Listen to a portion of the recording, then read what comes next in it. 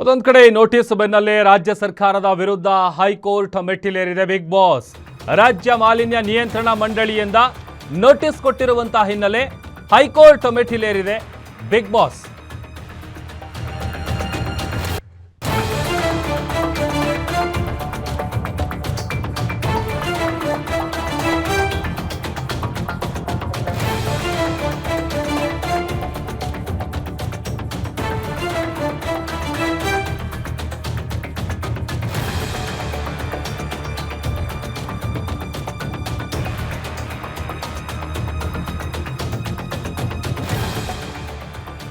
ರಾಜ್ಯ ಮಾಲಿನ್ಯ ನಿಯಂತ್ರಣ ಮಂಡಳಿಯಿಂದ ನೋಟಿಸ್ ಕೊಟ್ಟಿರುವಂತಹ ಹಿನ್ನೆಲೆ ರಾಜ್ಯ ಸರ್ಕಾರದ ವಿರುದ್ಧ big boss high court ಮೆಟ್ಟಿಲೇರಿದೆ.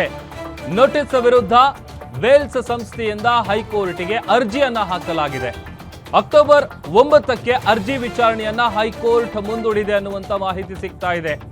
Big boss ಮನೆಯಲ್ಲಿ ಸುಪ್ರೀಂ ಕೋರ್ಟ್ ಆದೇಶವನ್ನ ಉಲ್ಲಂಘನೆ ಮಾಡಲಾಗಿದೆ ಅನ್ನುವಂತಹ ಆರೋಪ ಕೇಳಿಬರ್ತಾ ಇದೆ. ಸುಪ್ರೀಂ ಕೋರ್ಟ್ ಪ್ರಕಾರ ತ್ಯಾಜ್ಯ ನೀರು ಸಂಸ್ಕರಣೆ ಮಾಡುವಂಥದ್ದು ಕಡ್ಡಾಯ. ರಾಷ್ಟ್ರೀಯ ಹಸಿರು ನ್ಯಾಯಾಧಿಕರಣ ಕೂಡ ಸಂಸ್ಕರಣೆ ಕಡ್ಡಾಯ ಅಂತ ಹೇಳಿದೆ. ಹೀಗಾಗಿ ರಾಜ್ಯ ಮಾಲಿನ್ಯ ನಿಯಂತ್ರಣ ಮಂಡಳಿಯಿಂದ ನೋಟಿಸ್ ಕೊಡಲಾಗಿದೆ. ಯಾವುದೇ ತ್ಯಾಜ್ಯ ನೀರನ್ನ ಸಂಸ್ಕರಣೆ ಮಾಡದೆ ಹೊರ ಬಿಡುವಂತೆ ಇಲ್ಲ. ಇದರಿಂದ ಮನುಕುಲ ಹಾಗೂ ವನ್ಯ ಸಂಪತ್ತಿಗೆ ಮಾರಕ ಆಗತ್ತೆ ಈ ತ್ಯಾಜ್ಯ ನೀರು. ಮುಂದಿನ ಆದೇಶದವರೆಗೂ ಎಲ್ಲಾ ಕೆಲಸವನ್ನ ಸ್ಥಗಿತಗೊಳಿಸಿ ಅಂತ ನೋಟಿಸ್ ಅನ್ನ ಕೊಡಲಾಗಿತ್ತು. ಅದರ ಜೊತೆಗೆ ರಾಮನಗರ ಡಿಸಿ, ಅಮ್ಯೂಸ್ಮೆಂಟ್ ಪಾರ್ಕು, ಅದರ ಜೊತೆಗೆ ಬೆಸ್ಕಾಂ ಎಂಡಿಗೂ ಕೂಡ ನೋಟಿಸ್ ಅನ್ನ ಕೊಡಲಾಗಿದೆ. ಕಿರುತೆರೆಯ ಅತಿ ದೊಡ್ಡ ರಿಯಾಲಿಟಿ ಶೋ ಅನ್ನುವಂತಹ ಖ್ಯಾತಿ ಪಡೆದಿರುವ ಬಿಗ್ ಬಾಸ್ ಈಗ ಸಂಕಷ್ಟಕ್ಕೆ ಎದುರಾಗಿದೆ. ಈಗ ಆಲ್ರೆಡಿ ಶೋ ಸ್ಟಾರ್ಟ್ ಆಗಿ ಜಸ್ಟ್ 1 ವಾರ ಅಷ್ಟೇ ಆಗಿದೆ. ನಿನ್ನೆ ಎಲ್ಲ ಕಿಚ್ಚ ಸುದೀಪ್ ಅವರ ಪಂಚಾಯಿತಿ ಕೂಡ ಮುಗಿದಿದೆ.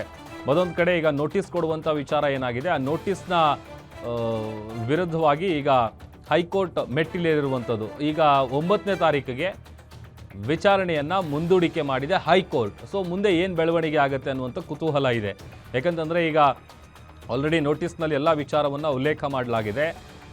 ಈ ಥರದ ತ್ಯಾಜ್ಯ ನೀರಿನ ಸಂಸ್ಕರಣೆ ಮಾಡಬೇಕು, ಅದನ್ನು ಹೊರಗಡೆ ಬಿಡುವಂತಿಲ್ಲ, ಈ ಥರದ್ದೆಲ್ಲ ರೂಲ್ಸ್ಗಳನ್ನು ಇವರು ಬ್ರೇಕ್ ಮಾಡ್ತಾ ಇದ್ದಾರೆ ಅನ್ನುವಂಥ ನಿಟ್ಟಿನಲ್ಲಿ ಕರ್ನಾಟಕ ಪೊಲ್ಯೂಷನ್ ಕಂಟ್ರೋಲ್ ಬೋರ್ಡ್ ಏನಿದೆ ಅದರಿಂದ ಬಂದಿರುವಂತಹ ನೋಟಿಸ್ನ ವಿಚಾರವಾಗಿ ಈಗ ಆ ಒಂದು ವಿರುದ್ಧವಾಗಿ ಅರ್ಜಿಯನ್ನು ಹಾಕಿ ಅದರ ವಿಚಾರಣೆಯನ್ನು 9ನೇ ತಾರೀಕಿಗೆ ಈಗ ಹೈಕೋರ್ಟ್ ವಿಚಾರಣೆಯನ್ನು ಮುಂದೂಡಿಕೆ ಮಾಡಿದೆ.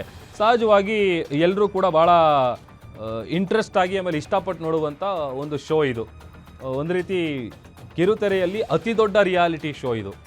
ಅಷ್ಟರ ಮಟ್ಟಿಗೆ ಹೆಸರು ಮಾಡಿರುವಂಥ ಬಿಗ್ ಬಾಸ್ಗೆ ಈಗ ಸಂಕಷ್ಟ ಎದುರಾಗಿದೆ.